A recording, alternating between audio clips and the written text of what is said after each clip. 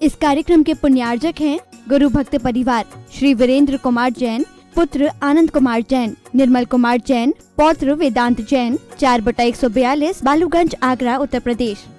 श्री राजेंद्र प्रसाद जी जैन, श्रीमती ममता जी जैन, श्री प्रशांत जी जैन, श्रीमती दिव्या जैन, पारस जैन, श्री भरत जैन, श्रीमती सौम्या जैन एवं समस्त परिवार, मुंबई।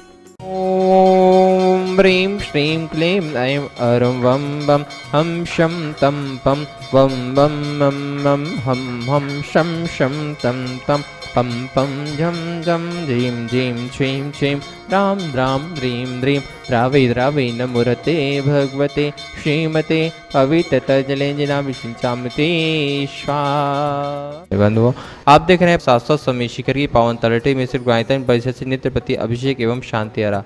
आप भी अपने जन्मदिन के उपलक्ष्य पर, वैवाहिक वर्षगांठ के उपलक्ष्य पर एवं विशेष अवसर पर शांतियाँ करा के शातिशा पुण्य का अर्जन कर सकते हैं और गुणायतन के निर्माण में सहयोगी बनकर अपनी चंचलन लक्ष्मी का सदुपयोग कर सकते हैं। आज उन्होंने गुणायतन के निर्माण में सहयोगी बनकर निर्माण निधि के रूप में जुड़ने का सौभाग्य प्राप्त किया है। श्री शीतल लाल जी, गौरव जी, सौरभ जी दिल्ली से, सौ शैला बाबूराव नाइक हारुगेरी बेलगाम कर्नाटक से, और जिन्होंने मासी शांतिया के उम्मीद का शांतिया कराने का सौभाग्य प्राप्त किया। हजारीबाग से, संस्थापक बक्सर से स्वर्गीय ताराचंद जी गंगवाल, श्रीमती प्रेमलता जी, प्रवीण जी, विभा जी, संजय, रंजू, राजीव, ऋषिका जी गंगवाल, तिलक कुमार बलकिशनगढ़, ललितपुर से श्री महेंद्र कुमार जी, हितेन जी, नितिन जी, रितेन जी, प्रमेय जन बरघरिया परिवार, और जिन्होंने विशेष रूप से शांति कराने का सौभाग्य प्राप्त किया। होशंगाबाद से डॉक्टर विमल कुमार जी के जन्मदिन के उपलक्ष्य पर डॉक्टर विकास जी, डॉक्टर सुलोचना जी, डॉक्टर स्वाति जी, मास्टर सम्यक जैन शाह परिवार, बीना से श्रीमती अर्चना जी, श्री पवन कुमार जी की वैवाहिक वर्षगांठ के उपलक्ष्य पर शाह परिवार, जयपुर से श्रीमती देवकी रानी जी पाटनी जी के जन्म के उपलक्ष्य पर शाह परिवार,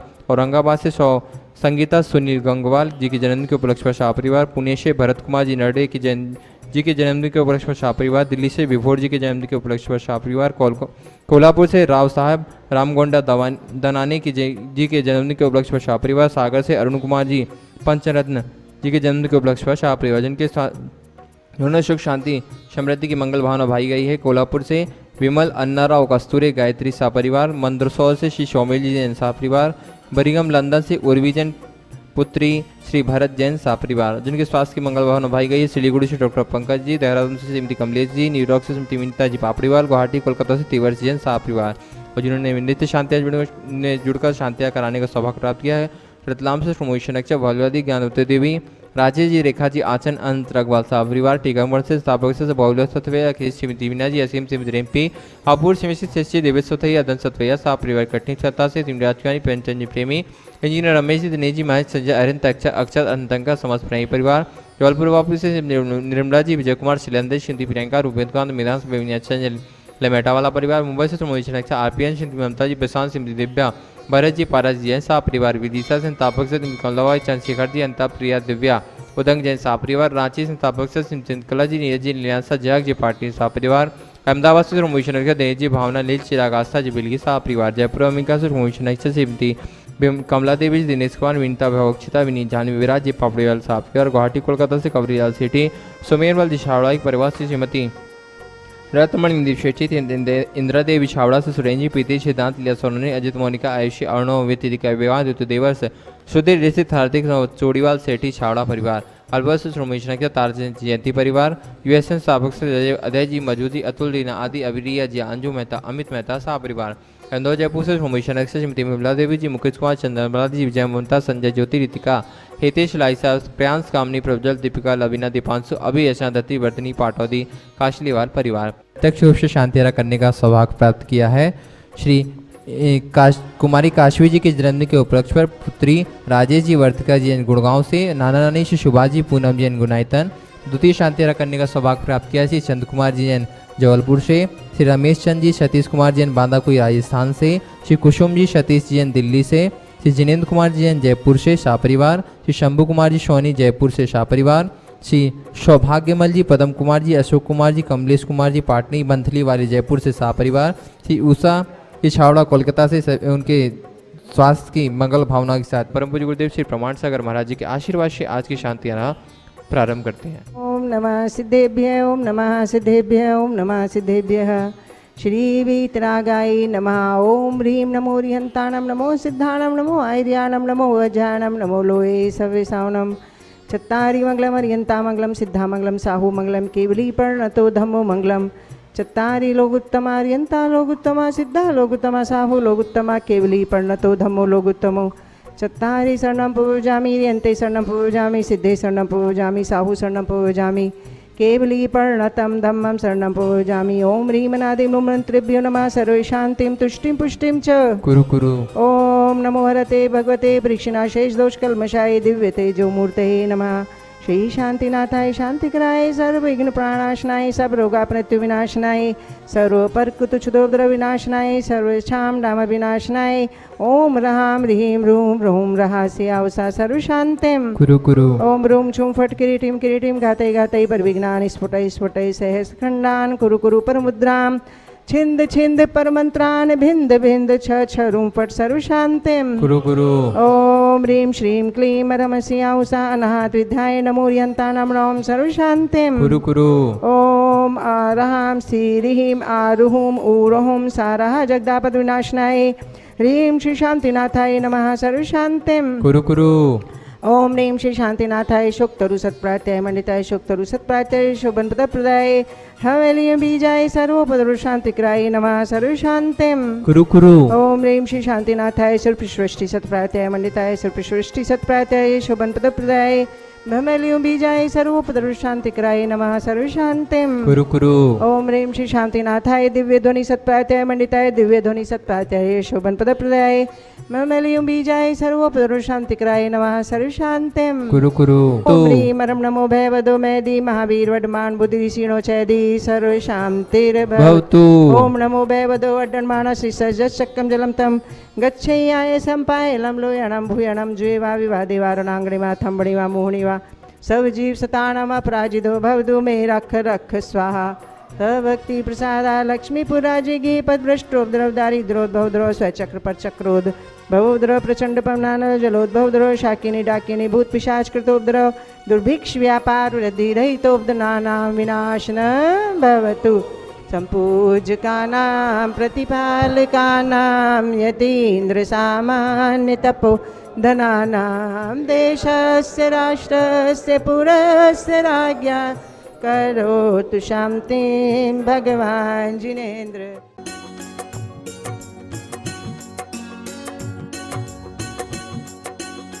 देवादिदेव 1008 श्री भगवान महावीर स्वामी की जय जय जय। अहिंसा परमो धर्म की जय जय जय। पूज आचार्य गुरुवर श्री विद्यासागर जी महाराज की जय। परम पूज्य 108 यूनिवर्सिटी प्रमाण सागर जी महाराज की नमोस्तु गुरुदेव नमोस्तु। खाली टीन में हम थोड़ा भी आघात करें तो बहुत जोरदार आवाज होती है और भरे टीन पर कितना भी प्रहार करे वहाँ ज़्यादा शोर नहीं होता।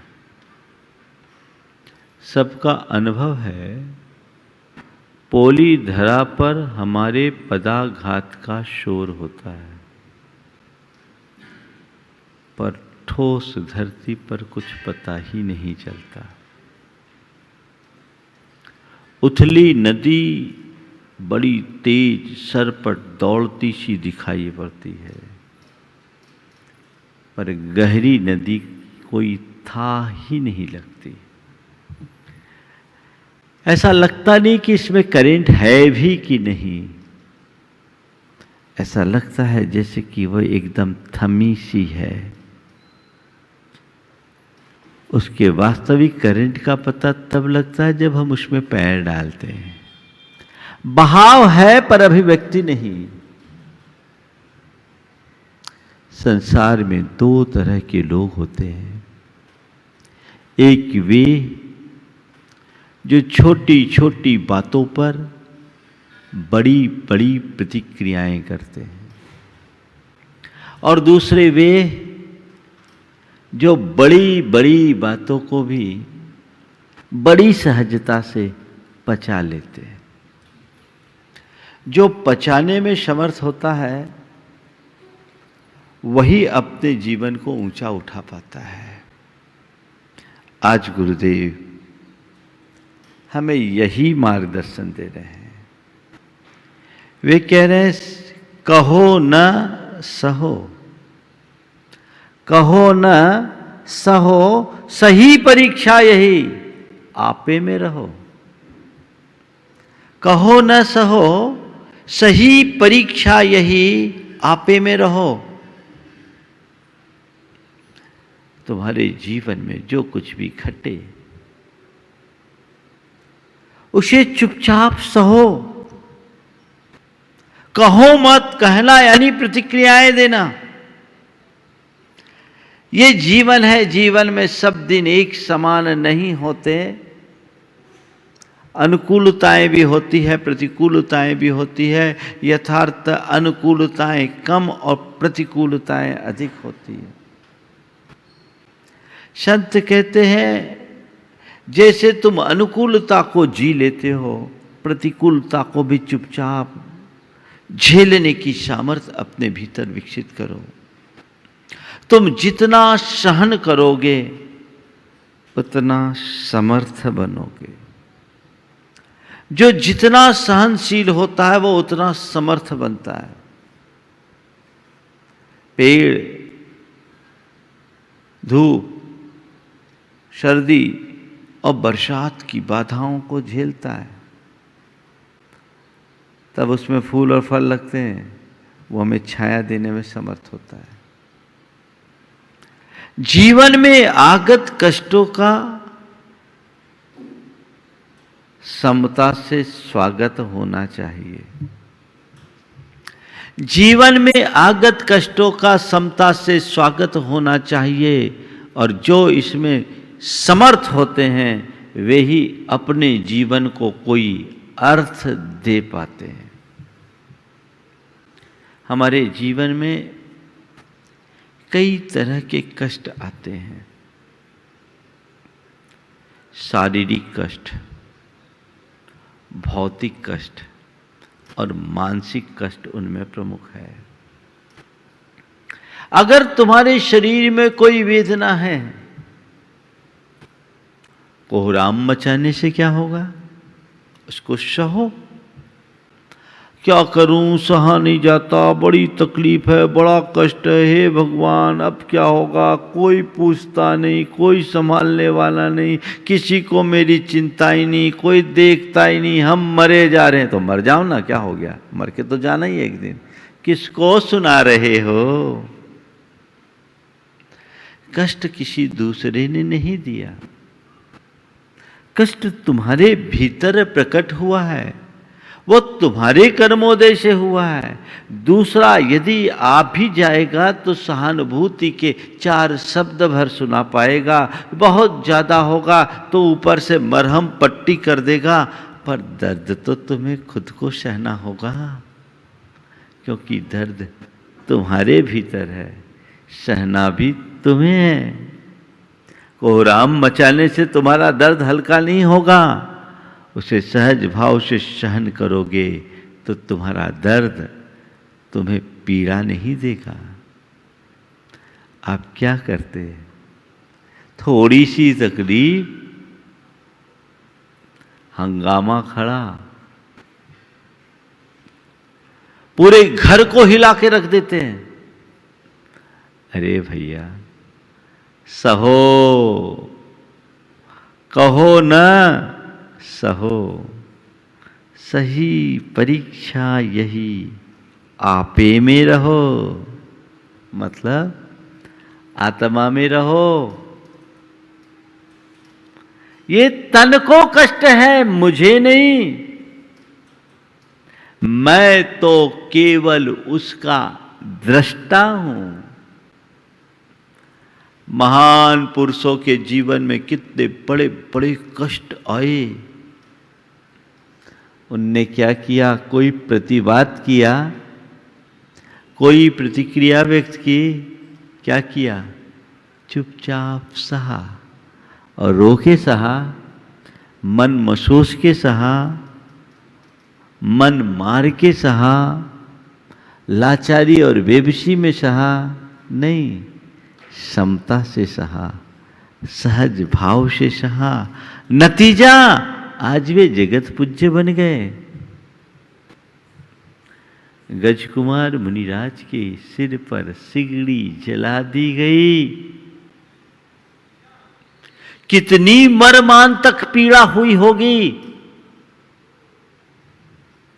कल्पना कर सकते हो। पर उन्होंने क्या किया? सहाया कहा, चुपचाप सहज भाव से सहा। और सहा ये तो हम तुम कहते हैं, सच्चे अर्थों में उन्होंने उसे सहा भी नहीं, केवल सहज भाव से जाना और देखा है। मन में समता रखी। वे परीक्षा में पास हो गए। क्यों? क्योंकि वे आपे में थे,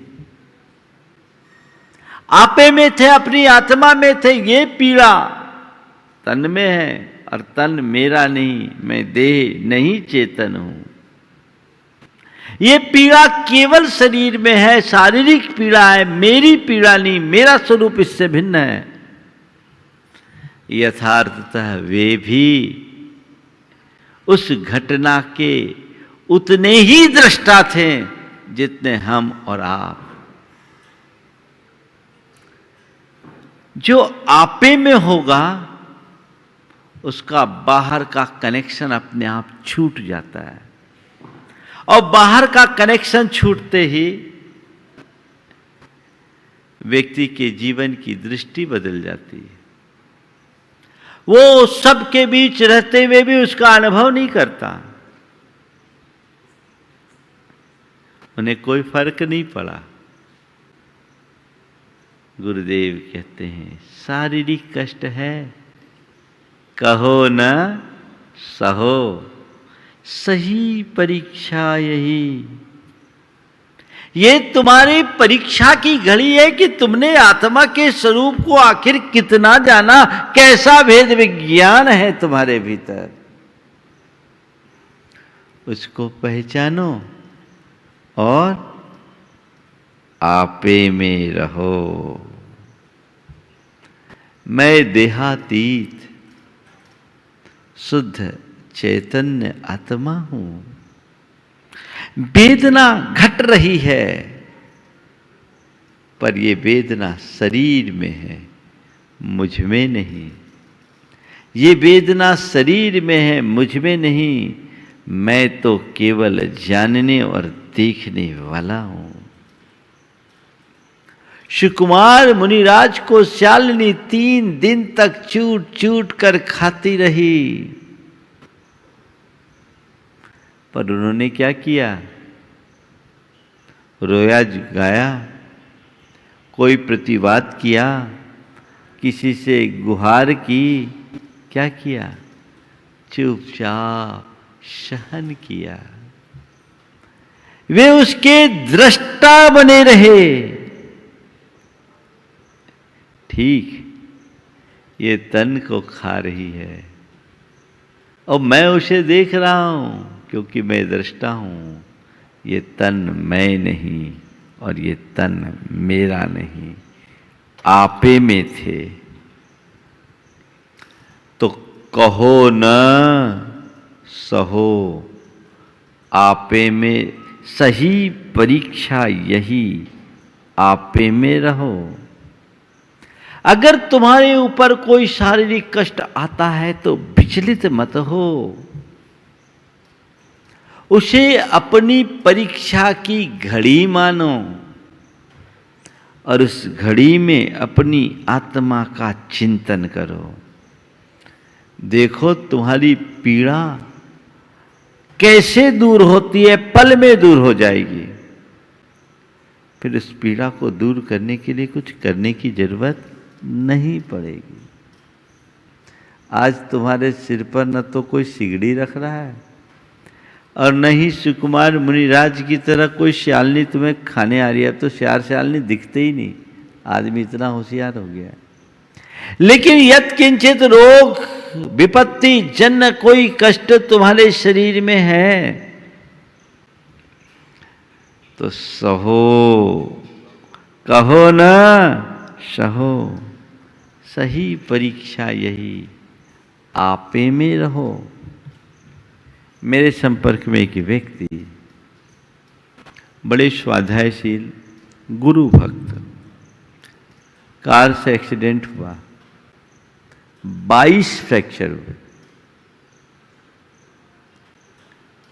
कई दिनों तक वो बेड पर रहे, उनकी सारी क्रियाएं बेड पर रही,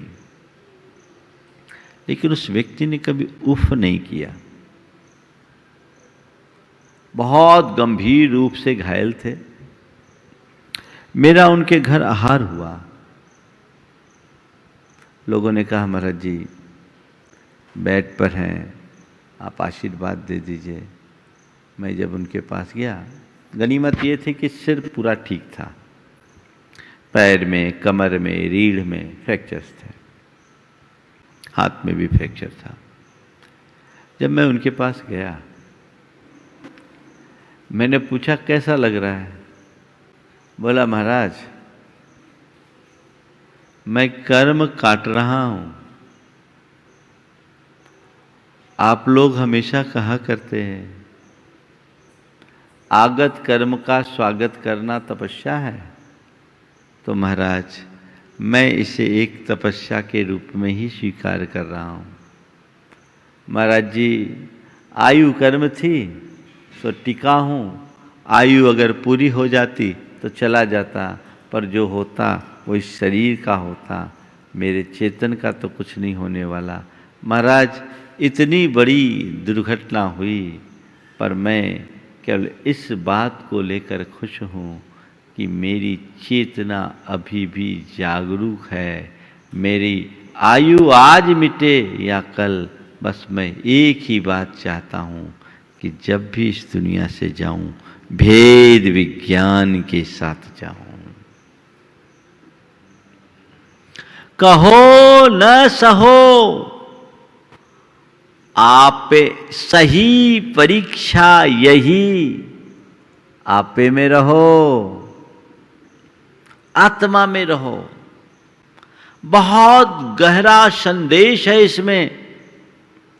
इस एक सूत्र को आत्मसात कर लो, पूरा रास्ता प्रशस्त हो जाएगा।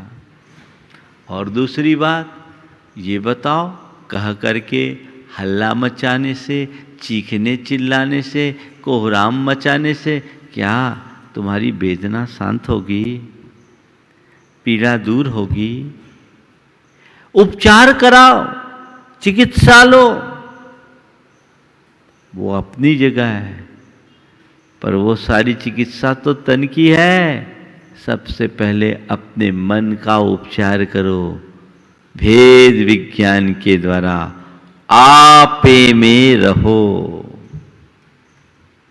कहो न सहो, आप सही परीक्षा यही, आपे में रहो। अब दूसरा कष्ट है भौतिक कष्ट। भौतिक कष्ट कई तरीके के हैं, जैसे आर्थिक नुकसान हो जाए, हाहाकार मच जाता है। एक बार एक व्यक्ति ने कहा महाराज और सब चीजें तो फिर भी बर्दाश्त हो जाती है, पर जब फाइनेंशियल ग्राफ नीचे गिरने लगता है ना, तो रात की नींद उड़ जाती है। अरे भैया इतनी मोहाशक्ति क्यों? ठीक है, तुम्हारे कर्म के उदय से या तुम्हारी गलतियों से, तुम्हारी गलत नीतियों से या सरकार की नीतियों के अचानक बदल जाने से ये नुकसान हुआ, यही है ना कारण। हुआ है तो ठीक, अब हल्ला मचाने से उसकी पूर्ति तो नहीं होने वाली। ठीक है, हो गया तो हो गया, ये एक संयोग है। जब आया था वो भी संयोग है, संयोग था, और जा रहा है इसे भी संयोग मानो। न आने वाला धन मेरा है, न जाने वाला धन मेरा होगा। ये तो ऊपर की चीजें हैं। आत्मा के लिए तो एक परमाणु भी नहीं। मेरा क्या खोया?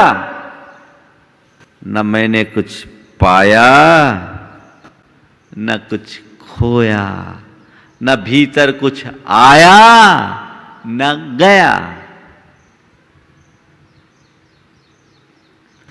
इतनी सी समझ आ जाए, आपे में रहो, बड़ा सूत्र है। कैसी भी विपदा आए, कैसा भी कष्ट हो, आपे में रहो, आत्मा में रहो।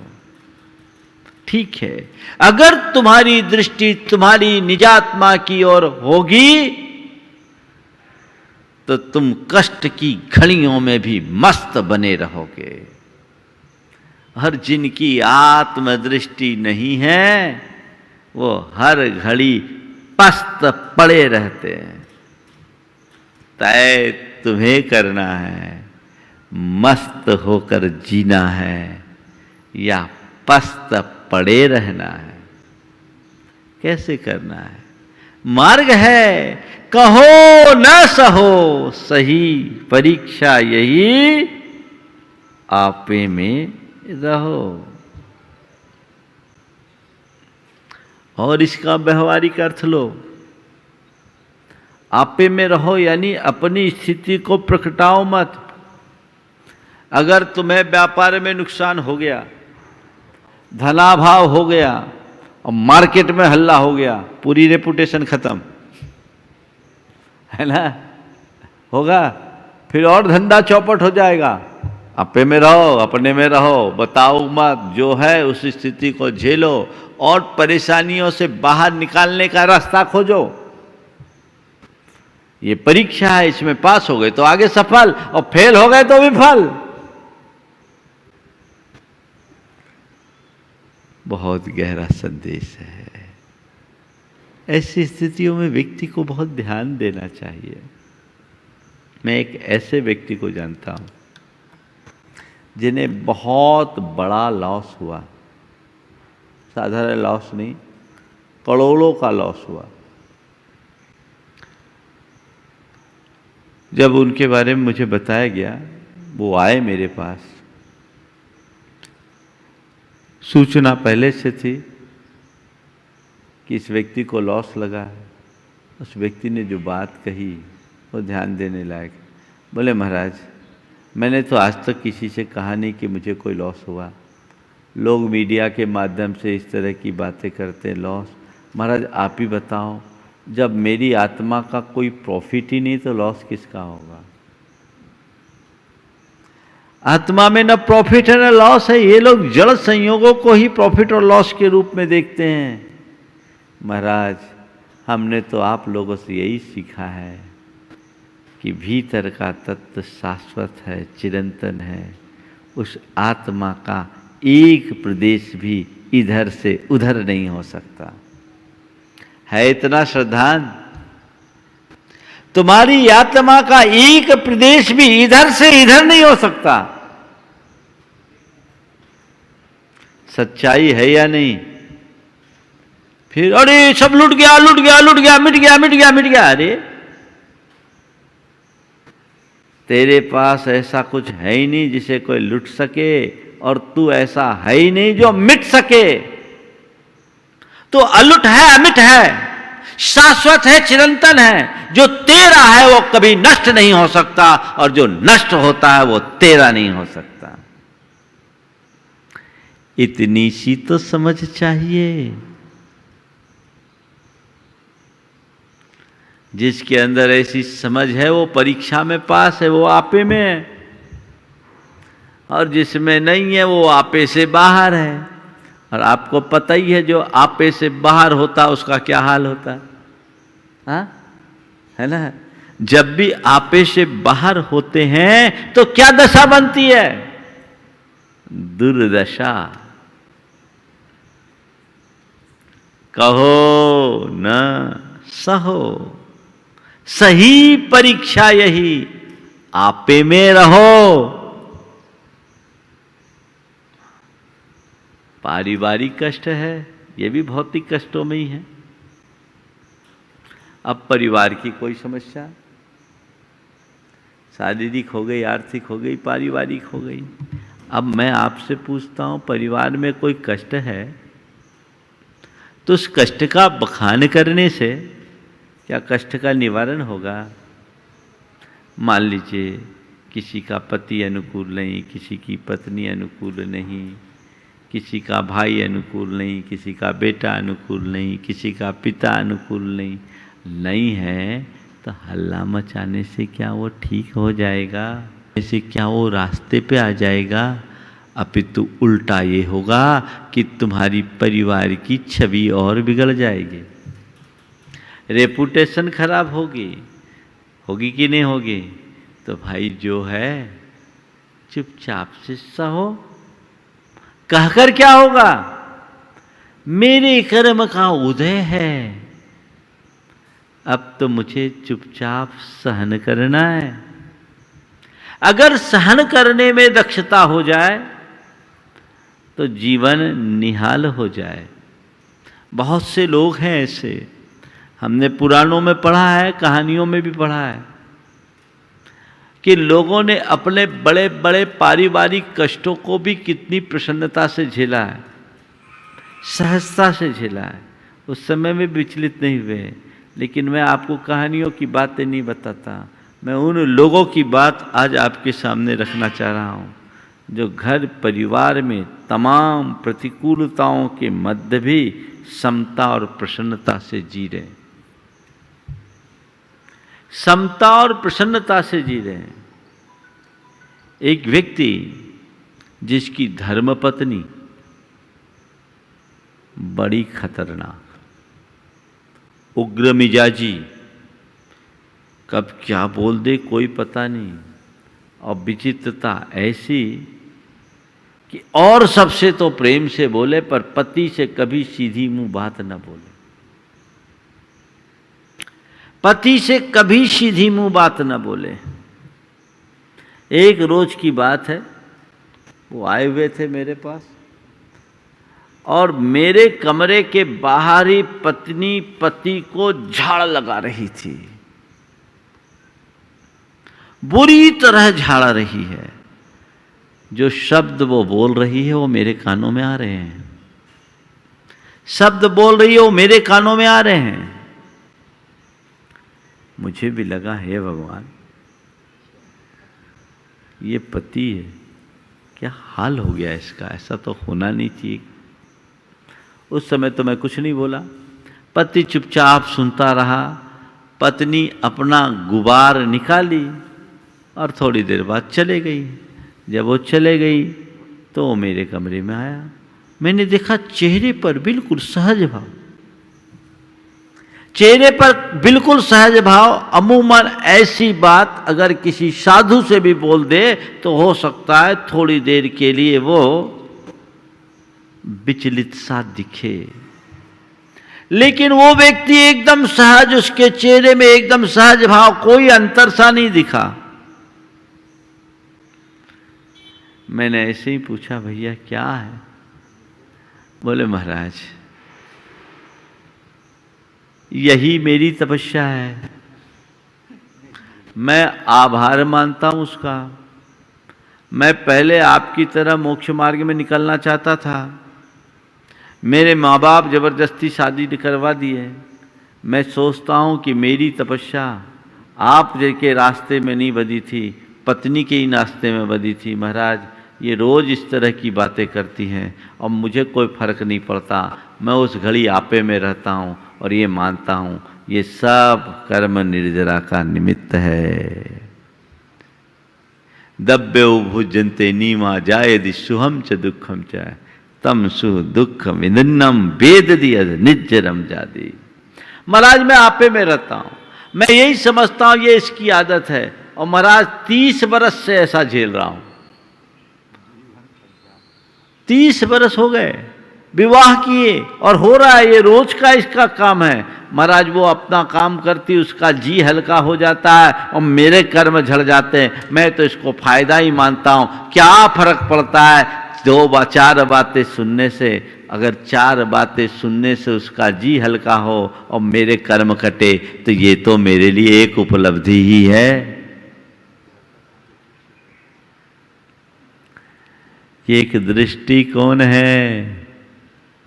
बोलो, मैं उस व्यक्ति को एक तपस्वी के रूप में ही देखता हूं, और वाकई में वो एक बड़ी तपस्या है।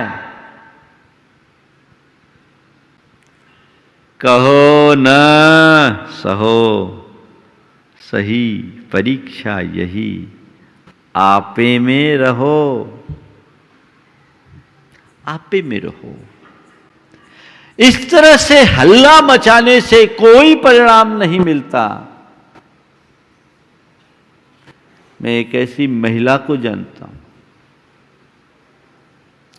जिनके पति बड़े उग्र मिजाजी, सब तरफ के लोग उग्र मिजाजी, बद मिजाजी, वो अक्सर अपनी पत्नी को पीटता। उसके बेटे ने एक दिन कहा, महाराज अब सहा नहीं जाता, मम्मी तो कुछ कहती नहीं, किसी से कहती नहीं, पर हम लोग देख रहे हैं 18 साल का बेटा था और पापा बेवजह मम्मी को मारते हैं। ऐसा कोई दिन नहीं जाता जिस दिन मम्मी की पिटाई नहीं होती हो, लेकिन मम्मी चुपचाप सह लेती। मैंने उसकी माँ से पूछा, तुम्हारा बेटा क्या कह रहा है? महाराज जी, इसको कहने दीजिए, ये बच्चा है, जानता नहीं है। अब हमारे पति देव है, उनकी आदत हो गई, एक आध दो हाथ दे देते तो मेरा क्या बिगड़ता है। वो अपनी शांति से अपना काम कर लेते हैं, मैं अपना काम कर लेते हैं। आखिर जो कुछ भी है तो मेरे पति। हमने आपसे एक ही बात सीखी है, जो सहन करता है वही समर्थ बनता है। महाराज, ये हमारे जीवन का सूत्र है।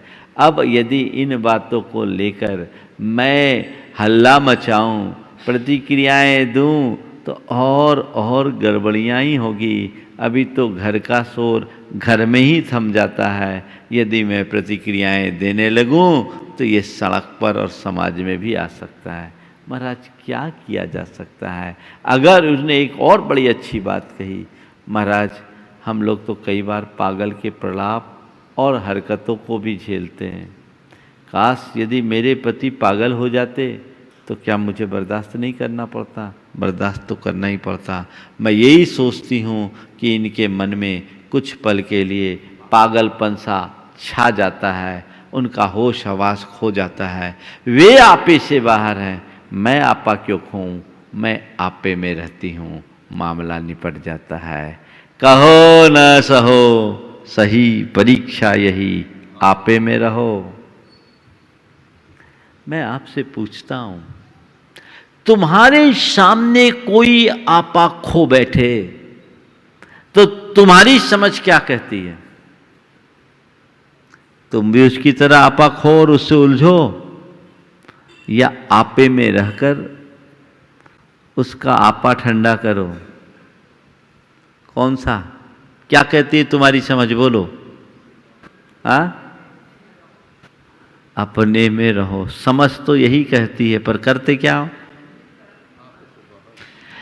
सामने वाला आग बना, तुम भी आग बन जाओ, तो मामला तो गड़बड़ ही होगा ना। संत कहते, अगर वो आग है तो तुम पानी बनो। पानी बनो, अपनी समझ को जागृत रखो। वो आपे से बाहर है, तुम तो आपे में रहो।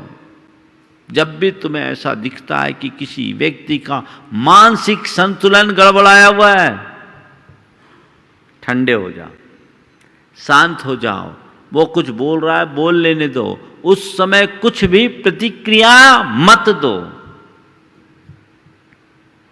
कहो न सहो सही परीक्षा यही, आपे में रहो। अगर तुम्हारे अंदर ऐसी दृष्टि होगी तो फिर तुम कहीं डगमगाओगे नहीं, कहीं किसी प्रकार की गड़बड़ी नहीं हो पाएगी। सब कुछ सहज होने लगेगा। जीवन में एक अलग प्रकार की आनंदानुभूति घटने लगेगी। ज्यादा कुछ नहीं करना है, एक बात सदैव ध्यान रखना, न तो हम लोगों को बदल सकते हैं न चीज़ों को बदल सकते हैं। बस बदल सकते हैं तो अपनी दृष्टि को बदल सकते हैं, अपना रवैया बदल सकते हैं, अपना नज़रिया बदल सकते हैं। यदि ये बदलने में हम समर्थ हो गए तो हमारा दुख सुख में बदल जाएगा, अशांति शांति में परिवर्तित हो जाएगी। तो ये दृष्टि होनी चाहिए। कोई भी हो, हमें सहना है, कहना नहीं। मानसिक परेशानी चौथे नंबर पर। मानसिक कोई भी बात है बर्दाश्त नहीं होती। व्यक्ति शारीरिक और भौतिक चीज़ों को तो फिर भी झेल लेता है, लेकिन मानसिक परेशानी को सह पाना बड़ा कठिन होता है। और ये मानसिक परेशानी कब घटती है? जब किसी की कोई बात लग जाती है तब घटती है। एक बार गुरुदेव ने हम मुनियों को संबोधते हुए कहा कि केस लोच की पीड़ा को मुस्कुराते हुए सह लेते हो। हम मुनियों को संबोधते हुए कहा कि केस लोच की पीड़ा को मुस्कुराते हुए सह लेते हो। साधर्मी के दो वचन नहीं सुहाते?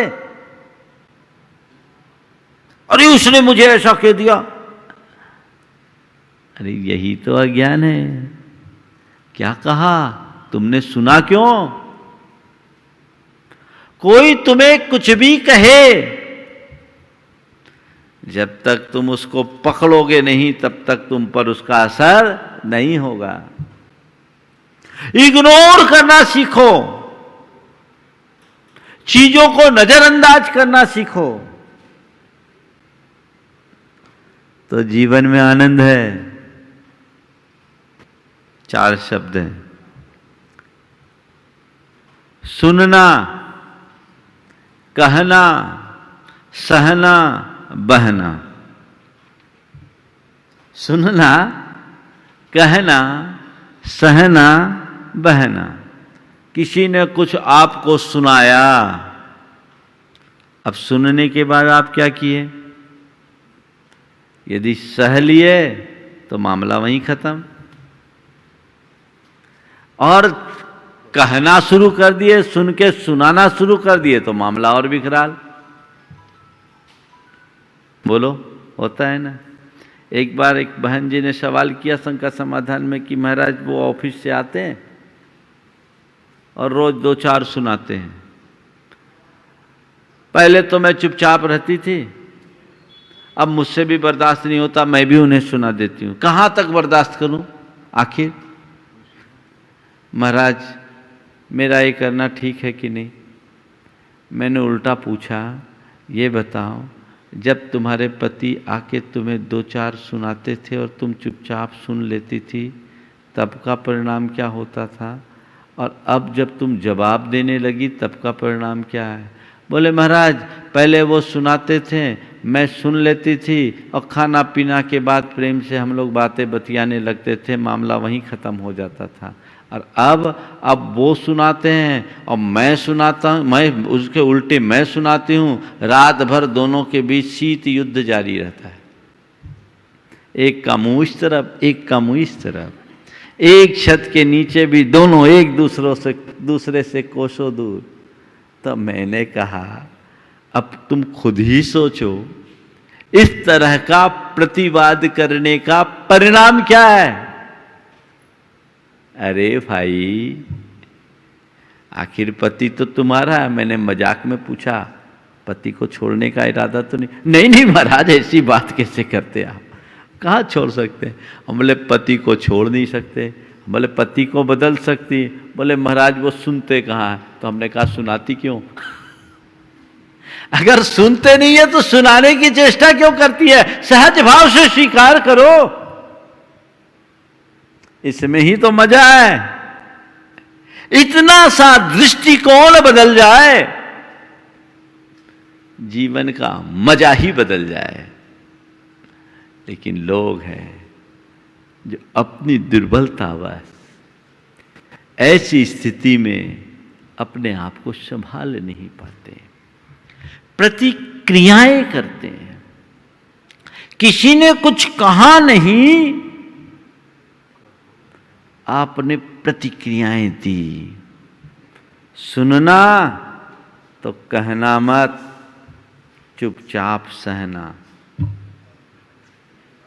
सुनो, कहो मत, सहो।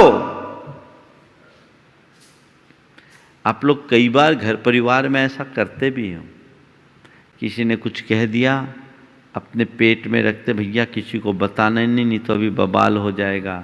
अगर पिता को पता लग जाए या भाई को पता लग जाए या बेटा को पता लग जाए तो छोड़ेगा नहीं। आप दबा देते हैं ना उसको। हाँ, कौन सी चर्चाओं को दबाते हैं?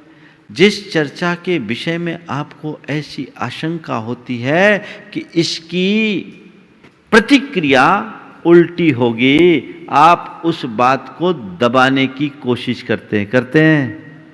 तो मैं तो आपसे केवल इतना ही कहना चाहता हूँ, तुम्हारे द्वारा जितनी भी क्रियाएं होती है ना प्रतिक्रिया स्वरूप, सब उल्टी ही होती है। इसलिए हर बात को सह लो, दबा लो। सुनो, कहो मत, सहो, नहीं तो बहोगे। सुनो, कहो मत, सहो, नहीं तो बहोगे, फिर कहीं के नहीं रहोगे, मामला ही बिगड़ जाएगा। बात समझ में आ रही है ना? तो सुनना है, सुनकर रह लो। कहो मत, सहो। कहो न सहो, सही परीक्षा यही, आपे में रहो। जिस बात का परिणाम विपरीत हो, जानबूझकर वैसा काम कभी मत करो।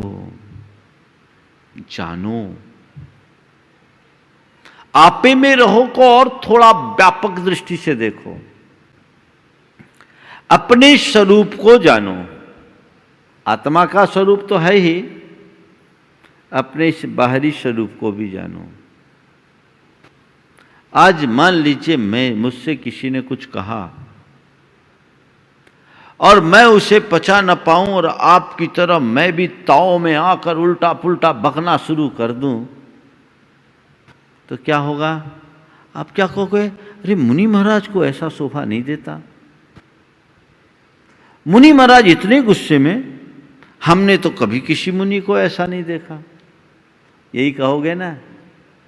तो उस समय अगर किसी ने मुझे कुछ कहा तो मैं मुनि हूँ, मुझे अपने मुनित्व की मर्यादा में रहना है। सुना है, सुनना है, कहना नहीं, सहना है।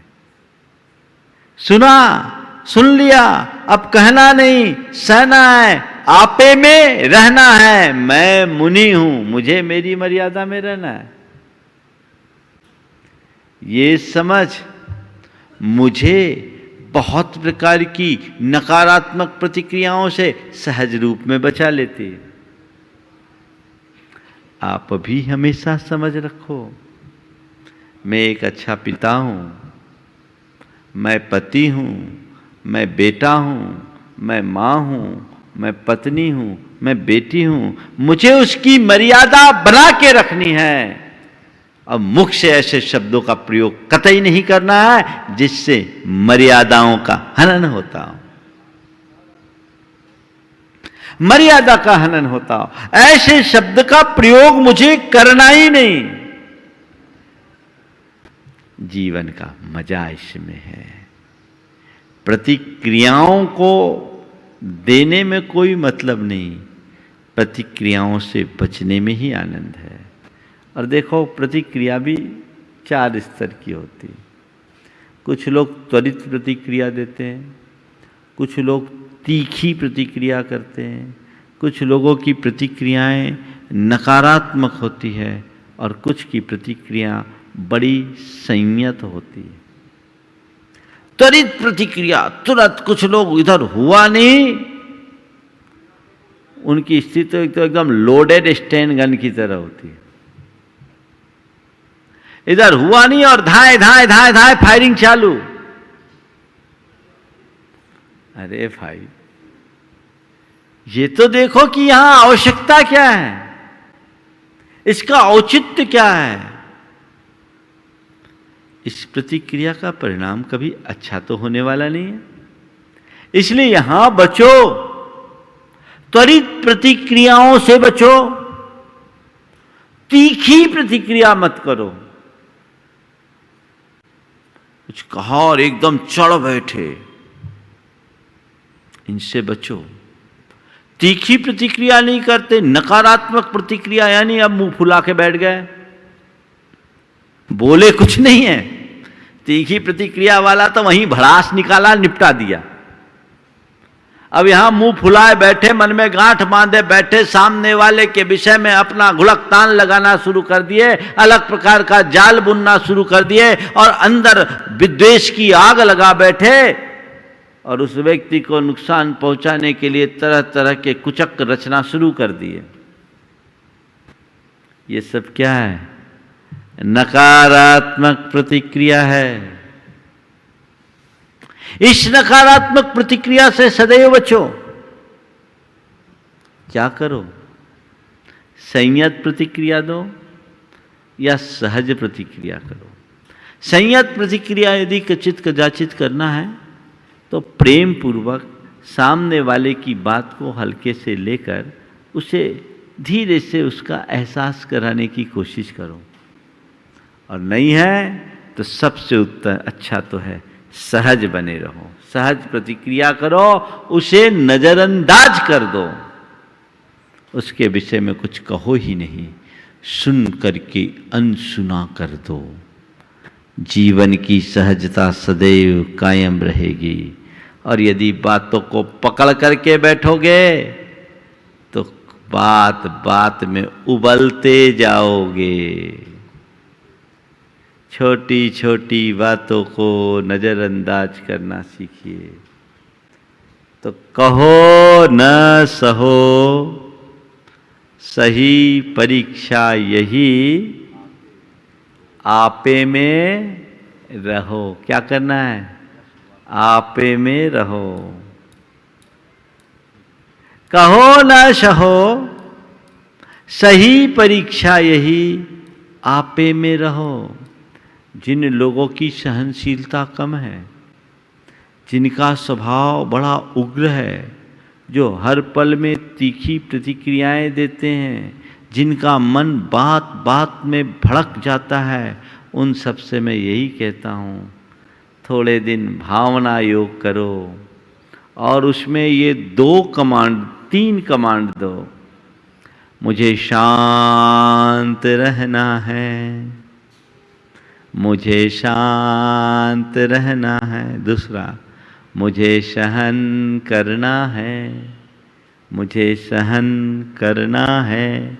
और तीसरी कमांड, मुझे सकारात्मक रहना है, मुझे सकारात्मक रहना है। ये आप अपने अंदर बढ़ाइए। और एक और चौथी कमांड जो गुरुदेव के वचनों में है, मुझे आपे में रहना है, मुझे आपे में रहना है, मुझे आपे में रहना है। इसे बार बार दोहराओगे तो कभी आपा खोने की स्थिति नहीं आएगी। जीवन सहज बनेगा। एक बात सदैव ध्यान रखना, एक दिन के प्रवचन से जीवन नहीं बदलता। प्रवचन से तो केवल हैमरिंग होती है, लेकिन उसके लिए हमें लंबा अभ्यास करना पड़ेगा। भावना योग उसी अभ्यास का अंग है। नियमित कीजिए और अपने जीवन को बदलने का सौभाग्य प्राप्त कीजिए। तो आज का हाइकू, कहो न सहो, सही परीक्षा यही, आपे में रहो। समय आप सबका हो गया है। हम जाप करके पार्श्वनाथ भगवान की जाप। चलिए। ओम ह्रीं अर्हं श्री पार्श्वनाथ जिनेन्द्राय नमो नमः। ओम ह्रीं अर्हं श्री पार्श्वनाथ जिनेन्द्राय नमो नमः। ओम ह्रीं अर्हं श्री पार्श्वनाथ जिनेन्द्राय नमो नमः। ओम ह्रीं अर्हं श्री पार्श्वनाथ जिनेन्द्राय नमो नमः। ओम ह्रीं अर्हं श्री पार्श्वनाथ जिनेन्द्राय नमो नमः। ओम ह्रीं अर्हं श्री पार्श्वनाथ जिनेन्द्राय नमो नमः। ओम ह्रीं अर्हं श्री पार्श्वनाथ जिनेन्द्राय नमो नमः। ओम ह्रीं अर्हं श्री पार्श्वनाथ जिनेन्द्राय नमो नमः। ओम ह्रीं अर्हं श्री पार्श्वनाथ जिनेन्द्राय नमो नमः। ओम ह्रीं अर्हं श्री पार्श्वनाथ जिनेन्द्राय नमो